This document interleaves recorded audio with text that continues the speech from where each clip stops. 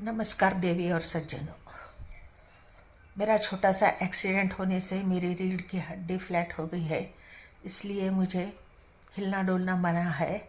Bed rest पर हूँ, तो मैं अभी कुछ दूसरे वीडियो तो नहीं बना सकती, इसलिए मैंने यहाँ पर बैठे बैठे ही कुछ पौराणिक ऐतिहासिक जो अननोन ज़्यादा मालूमात नहीं है ऐसी स्टोरियाँ आपको बताने का सोच के मैं आज आपको एक कहानी पौराणिक कहानी बताने जा रही हूँ काल भैरव महाराज की।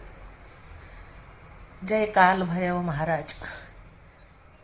क्या आपको पता है कि काल भैरव के हाथ में जो रक्त रंजित मस्तक है वो किसका है? इसके पीछे ऐसी कथा है कि एक बार भगवान विष्णु और भगवान ब्रह्मा का इस बात पर विवाद चल रहा था कि ब्रह्मा कह रहे थे कि मैंने सृष्टि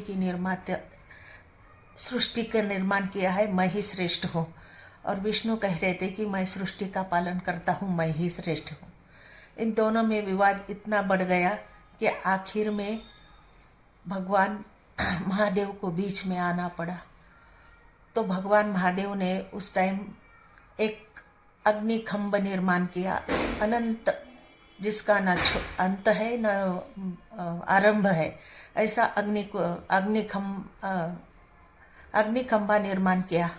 और उन्होंने कहा कि श्रेष्ठता तो कर्म से नहीं आती, तत्व से आती है, इसलिए जो कोई इसका आरंभ या अंत बताएगा वही श्रेष्ठ होगा। तो इसलिए भगवान विष्णु नीचे गए और ब्रह्मा ऊपर गए। भगवान विष्णु ने अपनी हार मान ली, और मगर ब्रह्मा ने झूठ कहा कि उन्होंने केतकी का फूल अंत में देख लिया है।